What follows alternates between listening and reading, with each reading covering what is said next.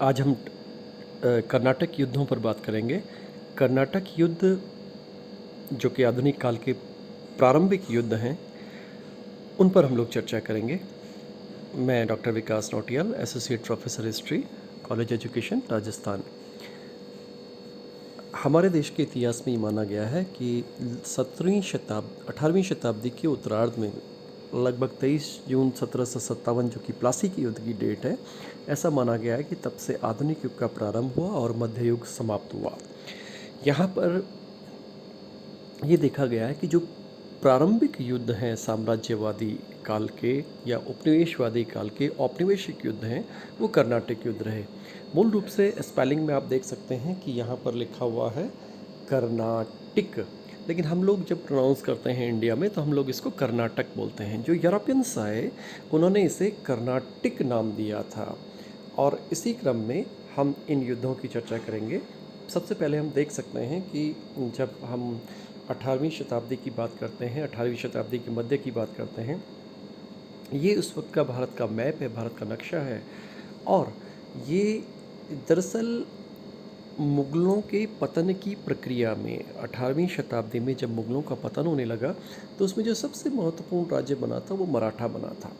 और उसके अलावा जो अन्य छोटे छोटे राज्य थे, जो मुग़लों की मूल रूप से जो जो प्रोविंसेस हुआ करती थी, उनके जो सूबे हुआ करते थे, जैसे यहाँ हैदराबाद है, बंगाल है, मैसूर है, ये जो छोटी छोटी जगहें थी, छोटे छोटे सूबे थे, ये भी राज्यों के रूप में रूपांतरित हो गए। बंगाल में अंग्रेज़ों का प्रभाव और उनका विस्तार किस तरह से हुआ, इसकी हम सेपरेट चैप्टर में बात करेंगे। यहाँ पर हम कर्नाटक की बात करने वाले हैं। तो कर्नाटक के संबंध में बात यही आती है कि मूल रूप से ये युद्ध अंग्रेज़ों और फ्रांसीसियों के बीच में होने वाले साम्राज्य विस्तार के युद्धों के रूप में थे। हम देखते हैं यहाँ पर वन बाय वन बात करते हैं। अंग्रेज़ों का या यूँ कहें कि यूरोपियंस का जो भारत में आगमन है वो लगभग 16वीं शताब्दी से ही प्रारंभ हो गया था। 16वीं शताब्दी से प्रारंभ हो गया था। अब इस क्रम में सबसे पहले यहाँ पर आए पुर्तगाली सबसे पहले यहाँ पर आए, और इसके उपरांत अन्य जो शक्तियाँ थी, चाहे वो इंग्लिश हैं, चाहे फ्रेंच हैं, चाहे स्वीडिश हैं, चाहे डच हैं, इतनी शक्तियाँ भारत की ओर आई। और ये आप देख सकते हैं कि इनका किस तरह से भारत की ओर आना होता है। लेकिन इनका आना एक तरह से व्यापारिक क्रम में आना था। ये व्यापार के लिए भारत आ रहे थे। एक्चुअली हुआ ये था कि 15वीं-16वीं शताब्दी में यूरोप में वाणिज्यवाद का उदय हो रहा था, और इसी वाणिज्यवाद के चलते पूरब की तरफ व्यापार करने के लिए यहाँ के देशों ने, यूरोप के देशों ने ईस्ट इंडिया कंपनियों की स्थापना की, जैसे British east India company, French east India company. और ये कंपनियाँ भारत में आई और उन्होंने भारत के राजाओं के साथ, मुग़ल राजा के साथ, भारत के राजाओं के साथ इन्होंने व्यापारिक जो एक तरह से यूँ कहें कि अनुमति थी वो प्राप्त करने का प्रयास किया। अब हम यहाँ देख सकते हैं किस तरह से उस ज़माने में यूरोपियंस ये भारत की तरफ आए। हम जानते हैं कि सबसे पहले यहाँ पे ये 1498 की डेट देख रहे हैं, यहाँ पे सबसे पहले पुर्तगाली आए। किस तरह से केप ऑफ गुड होप, देखिए इसमें कैब्राल का नाम आता है, कैब्राल है, वास्को डिगामा है, ये सारे वो लोग हैं जो इस रास्ते से, ये देख सकते हैं हम यूँ, ये रास्ता है। अब ये रास्ता ये भी हो सकता था, लेकिन ये रास्ता अभी इसकी जानकारी नहीं थी। तो इसलिए बोला जाता है वास्को डी गामा ने भारत आने की जो खोज की है वो उसने जल मार्ग की खोज की, और वो भी अफ्रीका से होते हुए, और भारत का उसने पता लगाया। एक्चुअली 16वीं शताब्दी भौगोलिक रूप से एक खोजों का युग था, और इसी क्रम में वास्को डी गामा ने भारत आने के जल मार्ग को खोजा। अब हम यहाँ बात करते हैं कि इसी क्रम में, जैसा कि मैंने अभी आपको बताया कि बहुत सी ईस्ट इंडिया कंपनी बनी, जैसे वन बाय वन आप देख सकते हैं।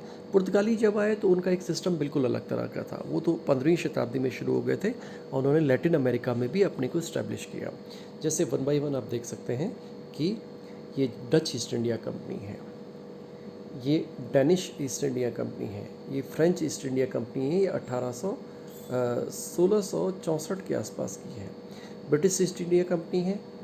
ब्रिटिश कंपनी का इस आधार पर रूल भारत में रहा और इसी आधार पर अंग्रेज़ों का, इसमें देख रहे हैं आप कि इस श्रृंखला में सबसे बाद में हम देख रहे हैं कि ब्रिटिश ईस्ट इंडिया कंपनी का नाम लिखा है, क्योंकि अंग्रेज़ों ने ही, ब्रिटिश ईस्ट इंडिया कंपनी ने ही भारत में औपनिवेशिक साम्राज्य की नींव डाली। अब इस क्रम में इन सभी कंपनियों ने बहुत से अपने इस्टेब्लिशमेंट खड़े किए। वन बाय वन आप देख सकते हैं मैप में, अगर आप वन बाय वन देखें तो इस क्रम में देखेंगे, जहाँ पर पी लिखा है वो पुर्तगाली है, जहाँ पर ई लिखा है वो इंग्लिश है, और जहाँ एफ़ लिखा है वो फ्रेंच है। जैसे यहाँ एफ़ लिखा है पौंडीचेरी, पौंडीचेरी में फ्रांसीसियों ने अपने को इस्टेब्लिश किया। कैरेकल है, पौंडीचेरी है। जबकि जो इंग्लिश हैं, अंग्रेज हैं, उन्होंने अपने को सूरत में इस्टेब्लिश किया, बड़ौच में इस्टेब्लिश किया। देखिए जहाँ पर ई लिखा हुआ रहा है, और इसी तरह से इधर हुगली में है, पटना में है, चिंसुरा में है, बालासोर के आसपास के कलकत्ता में है। इन सब इलाकों में अंग्रेज़ों ने, और इसके अलावा मद्रास में भी उन्होंने अपने को इस्टेब्लिश किया। जबकि पुर्तगालियों का हम देख रहे हैं कि गोवा को उन्होंने अपना महत्वपूर्ण सेंटर बनाया। इसके अलावा कन्नूर है, कालीकट है, कोचीन है। ये मूल रूप से अपनी फैक्ट्रियाँ बनाते थे और व्यापारिक रियायतें प्राप्त करते थे, और इसी क्रम में इनके बीच में व्यापारिक कॉम्पिटिशन भी होता था। और इसी व्यापारिक कॉम्पिटिशन का एक परिणाम था, महत्वपूर्ण परिणाम था, कर्नाटक युद्ध। ये कर्नाटक युद्ध आपके सामने आ रहे हैं। 3 कर्नाटक के युद्ध हैं, आप वन बाय वन देख सकते हैं। मैंने जैसे बताया था, कर्नाटक नाम दिया था यूरोपियंस ने। और पहला कर्नाटक युद्ध जो होता है, वैसे इसकी डेट कई जगह 1740 से लिखी हुई है, लेकिन ये 1746 से 1748 के बीच हुआ। इसका मुख्य कारण ऑस्ट्रिया का उत्तराधिकार का युद्ध था, यानी यूरोप के कारण थे, इसके औपनिवेशिक कारण थे।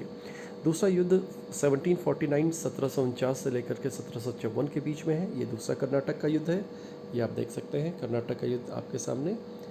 और तीसरा कर्नाटक का युद्ध ये 1756 से लेकर के 1763 के बीच में है। इसका कारण भी यूरोप में ही विद्यमान था, जिसे हम 7 ईयर्स वॉर कहते हैं। सप्तवर्षीय युद्ध जो यूरोप में चल रहा था, उसकी परिणति भारत में तृतीय कर्नाटक युद्ध के रूप में हुई। अब यहाँ पर हम बात करते हैं पहला कर्नाटक युद्ध। पहला कर्नाटक युद्ध, जैसा कि मैंने आपको बताया है कि ये ऑस्ट्रिया के उत्तराधिकार का परिणाम था।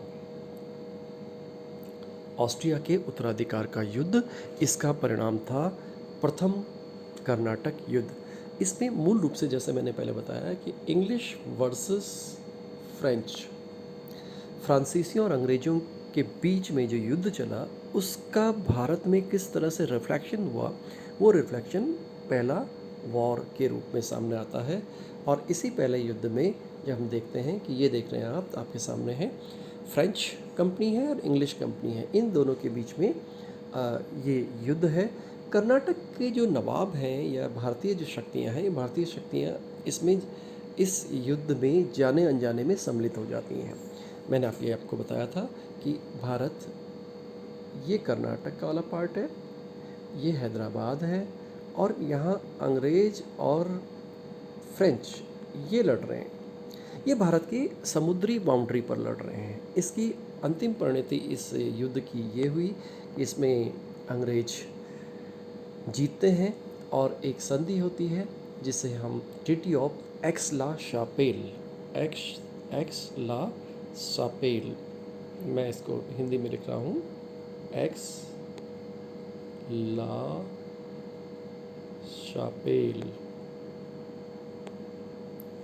इसमें जो जीते हुए प्रदेश थे उनको वापस मिल गए, और आप जैसे देख रहे हैं यहाँ पे लिखा हुआ आ रहा है कि Madras was restored to English.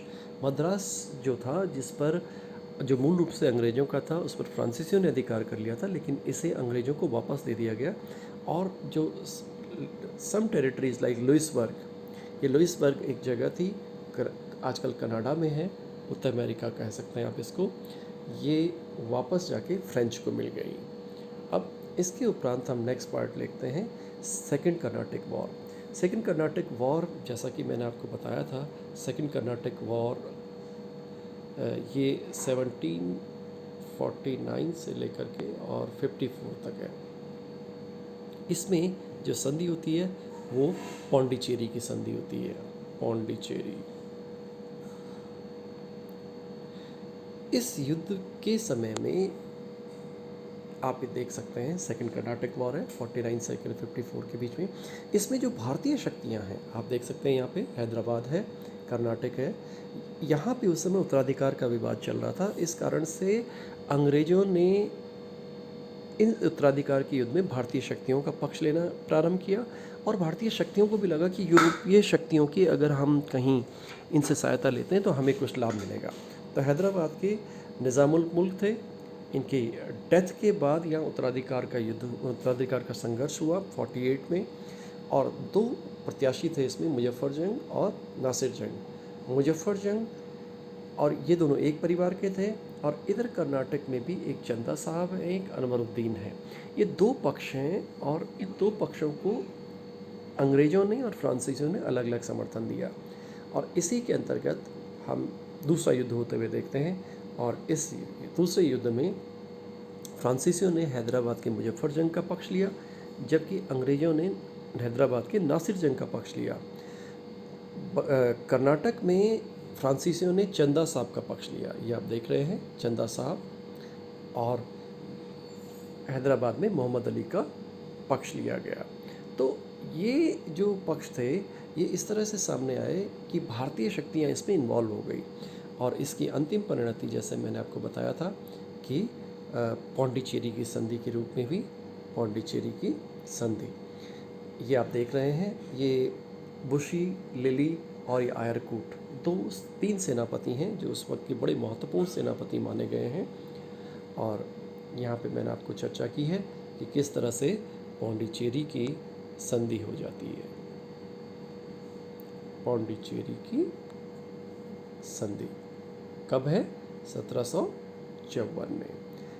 लेकिन ये युद्ध अभी समाप्त नहीं हुए थे। इस बीच अंग्रेज़ों ने एक अलग तरीका ये निकाला, ये आपको सामने मैंने आपको बताया, ये लिली है, ये बुशी है और ये आयरकूट है। आप एक बार पुनः देख सकते हैं, लिली और बुशी ये दोनों फ्रेंच जनरल हैं।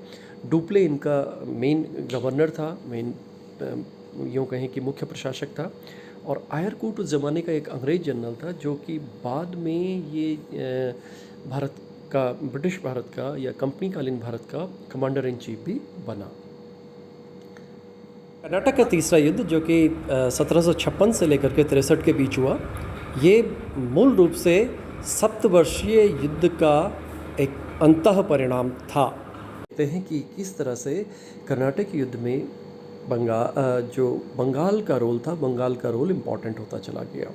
और इसी समय एक और मुख्य बात आई कि सप्तवर्षीय